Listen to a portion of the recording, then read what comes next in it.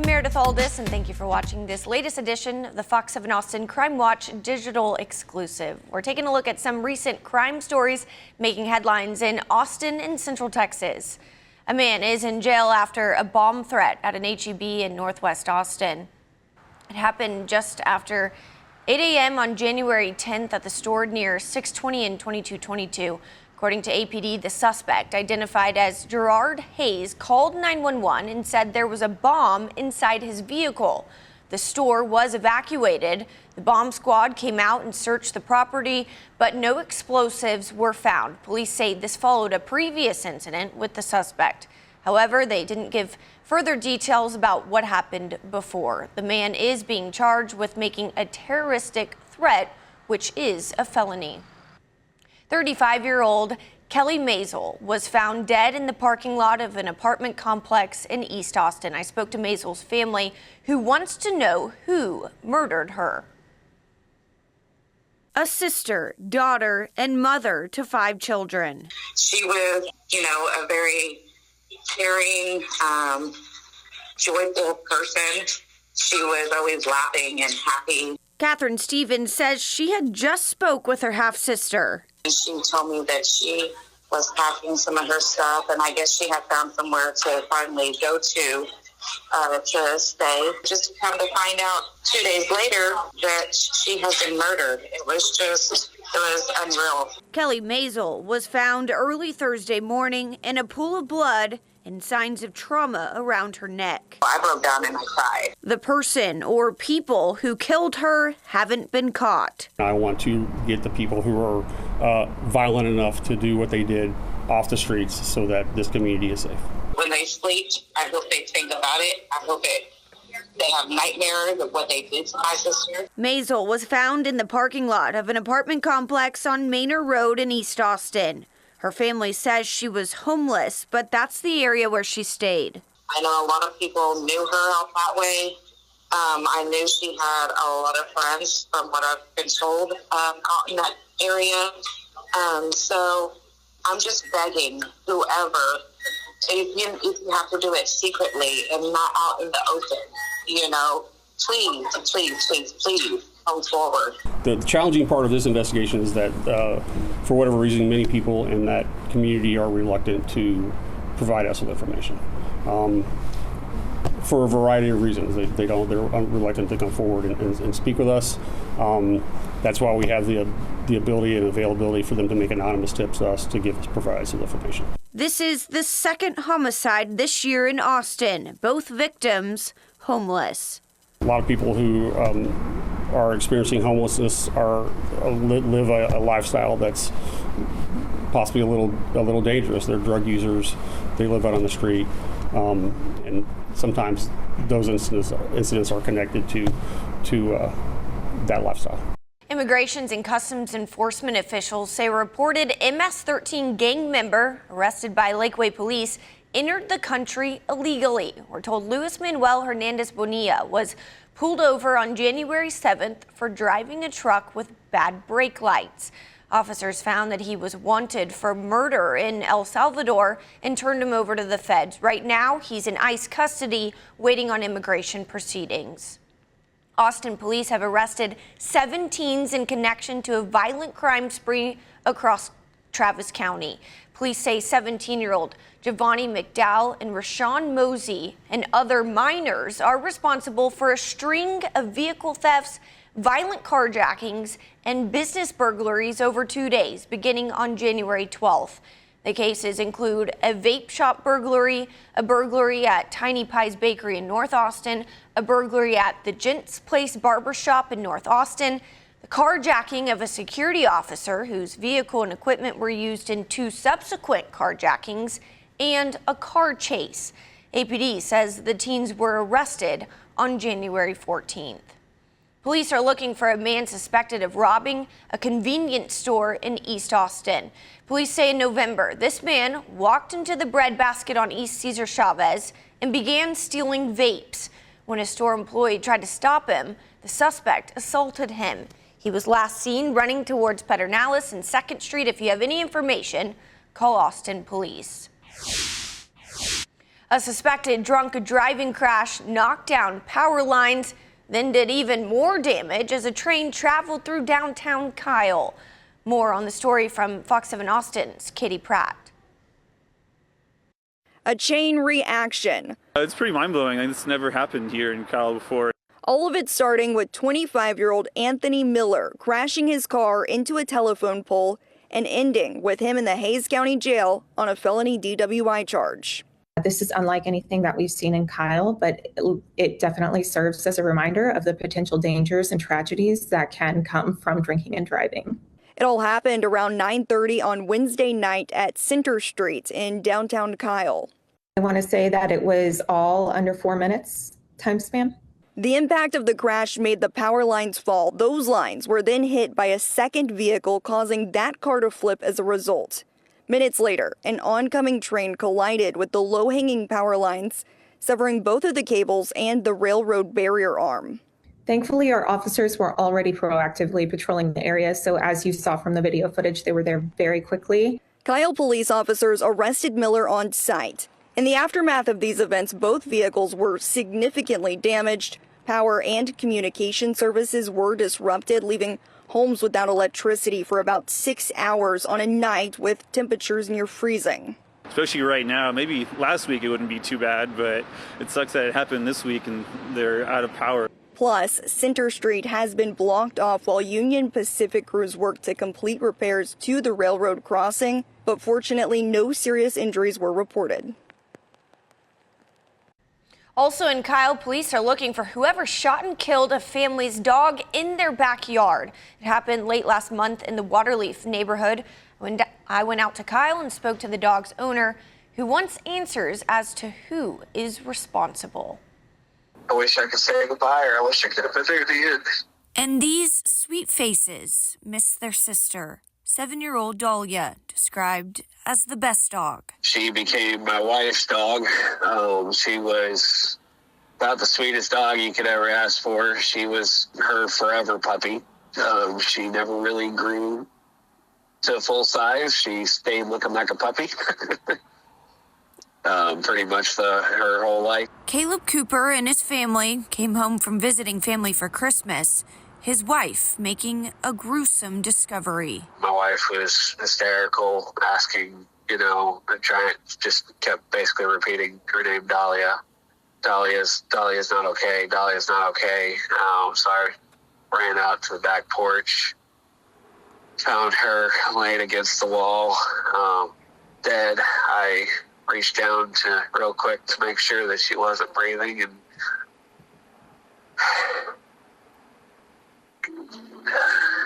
sorry. I'm sorry.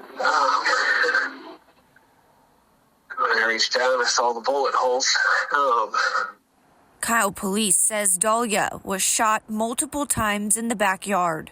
To think that someone was willing to do this, it doesn't make sense. Cooper says he's lived in the Waterleaf neighborhood for years, never thought something like this would happen, and life hasn't been the same since. My wife barely sleeps, and I barely sleep. We didn't buy any Christmas presents this year because we spent all our money upgrading our security system, because now, my family's safety is what matters the most. As the person or people responsible haven't been caught yet. The detectives have canvassed the area. They've reached out to all neighboring residents and gotten statements and requested video footage from everyone who could have a potential angle or camera pointed in the direction of the home. Kyle police says it happened on December 20th between 5 and 10 at night. They're looking for leads. Help us find them. I want to feel safe. I want to know why. I want my neighbors to know they're safe. A man is dead after a confrontation with police in Round Rock. It happened in a wooded area near I-35 in Westinghouse. Fox 7 Austin's Angela Shin has the details. What started as a 911 call about an erratic driver turned into an officer-involved shooting Tuesday night. Round Rock Police Chief Alan Banks says they got a call about a car crashing into a field near I-35 southbound in Westinghouse around 9:40. The 911 caller did state that She believes the driver was intoxicated because he was driving erratically before he crashed his vehicle. The man got out of the car and ran into the woods. Officers put up a drone to search for him, something drone expert Gene Robinson says can be very useful in the dark. We have always considered drones a force multiplier, and it gives them the ability to get that bird's eye view very quickly. It saved probably considerable amount of hours and time. When the suspect saw the drone located the subject in that tree line, and at that point, the subject began shooting at the officers, and he started shooting at the drone. Banks says during those shots, officers didn't fire back because they couldn't see the suspect in the tree line, instead calling for backup. Then SWAT approached him, and there was a confrontation. Our officer did fire a round at the subject. At this time, we do not know if our officer did strike the subject. There's an indication that there was also a self-inflicted gunshot wound. The man died, but police will have to wait for the autopsy to see which bullet hit the man. No officers were hurt. Robinson says how a suspect interacts with the drone can also gauge their risk level. That gives the officer a very good idea of what that individual's intent is, and that they are capable of using the arms that they have on them at the time. Christian Salazar lives on Westinghouse Road and noticed around that time, I saw this just car flying by me, and then there's a few other police cars. It is definitely concerning, just on the parent side, to see drivers like that on the road. While it's not clear if it was the same suspect vehicle, he's glad officers handled the situation the way they did. It's unfortunate for sure that something like this had to happen. Thankfully, we have a great, police department in the cities. Angela Shen, Fox 7 Austin News. We now know the identity of the suspected gunman accused of shooting someone, then barricading himself in a Lockhart home. The suspect was later shot by an Austin police SWAT officer. Fox 7 Austin's Jenna King has more on the suspect's criminal history and what led to the shooting. The word around the neighborhood is wow. Saturday around 3 p.m., multiple officers responded to a neighborhood near Highway 183 and Commerce Street in South Lockhart for reports of a man shot. According to court documents, the victim was standing in a driveway after being shot in his arm. He told police he was shot by Jesus Marcos Manzano Jr. The victim was taken to the hospital and later released.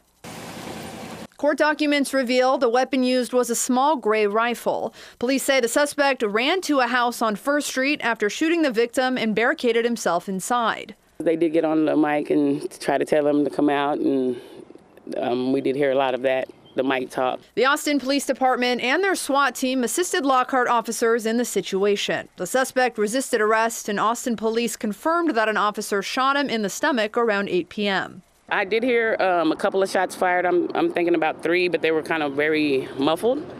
And then I think it topped it off with one good loud shot. Police later found Manzano Jr. in possession of a small gray rifle. Lockhart police confirming with Fox 7 Austin, Manzano Jr. has been released from the hospital and was booked into the Caldwell County Jail. He's being charged with aggravated assault with a deadly weapon. Off the jump, it's scary. Any crime in your neighborhood, it's going to be scary. But this kind of raised more like, wow, especially for Lockhart.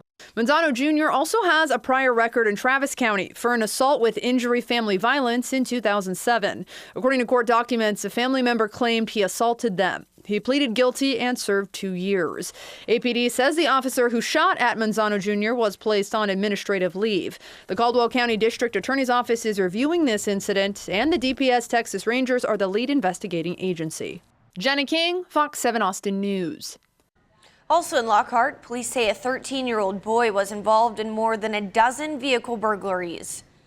The teen was arrested in Austin. His identity is protected due to their juvenile status. The vehicle burglaries happened in Lockhart's Summerside subdivision between US 183 and FM 1322. Investigators tell us they were able to track down the teen using a compilation of surveillance video received from neighbors. So far, he's only been charged with engaging in organized criminal activity, but we're told additional charges are pending. A Galveston County community is heartbroken. A father died trying to save his teenage son after his 15-year-old son accidentally shot his brother. Fox's Damali Keith spoke with a close friend of the family. all that trauma and pain and questions and what if and guilt and blaming himself and all that, even though it was just a mere accident. Loved ones of Jay Gonzalez and his 17-year-old son Joshua aren't only grieving their tragic loss, but are also deeply concerned for Jay's 15-year-old son, who accidentally shot his older brother at their Texas City home early Monday morning just after 1 a.m. As their father attempted to give his dying son medical care, the father had a heart attack and died too. Because I lost a brother, I lost somebody that was dear to me. I lost my business partner. I lost a good man. I lost a lot. He's never going to be here. I'm going to be here and it's going to be empty. It's not going to be the same. I'm so sorry. It ain't going to be fun anymore. Jay Gonzalez was a well-known, well-loved tattoo artist who owned Artistic Image Tattoo Studio here in Texas City. I've known Jay at least 20, maybe 25 years. Was Jay like family to you? Oh, he is family. He's always going to be family. That's never going to change. Blood couldn't make us any thicker, like any closer. Like, he wasn't my blood family, but he was my brother. Describe how much he loved being a dad. It was all about them boys. He was a single father, so he did a lot for them. Like, everything was just for them. I know this world's gonna feel it. He touched a lot of hearts. He did a lot of good for the community. Westlake Hills is the latest police department to use license plate readers. I have more on the controversial technology that police, HOAs, and businesses are using to fight crime. There's pros and cons of technology more than ever in this day and age. I'm hoping that it'll help us, keep our residents as safe as we possibly can.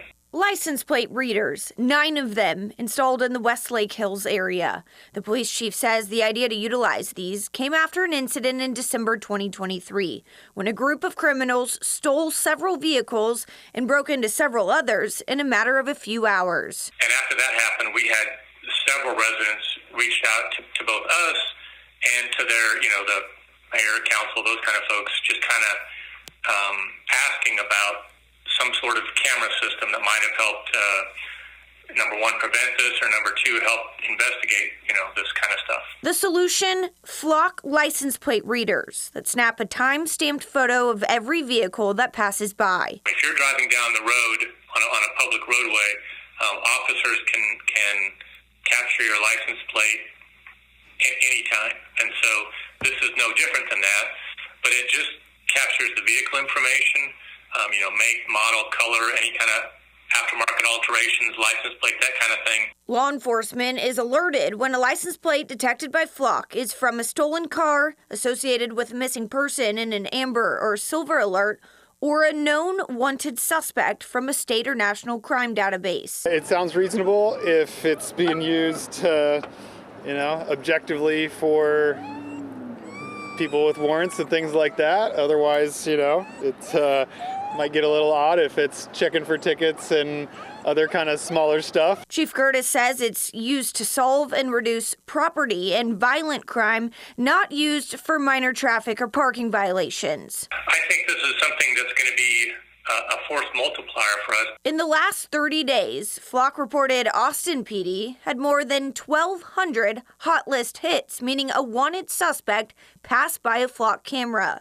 Pflugerville PD had almost 1,000, Round Rock had 575, and Buda PD had almost 200. Some are concerned about where the information is stored and for how long, and there are no state or federal rules regulating it. If most people are going to feel like something is a step too far, or like the government is snooping where they don't belong, then that's a pretty good barometer to tell that it's going to violate the Fourth Amendment. Chief Curtis says the data is automatically deleted after 30 days. Flock says all footage is encrypted and the company doesn't sell data to third parties. Thanks for watching this edition of the Fox 7 Austin Crime Watch digital exclusive. A reminder, my CrimeWatch stories air every Monday on Fox 7 Austin News at 9 o'clock. You can watch on our Fox Local mobile and connected TV apps. They're free to download. You can watch on your phone, as well as multiple platforms like Roku and Apple TV. To see previous stories I've done, head to fox7austin.com and click on the CrimeWatch section at the top of the homepage. Don't forget to subscribe to the Fox 7 Austin YouTube channel.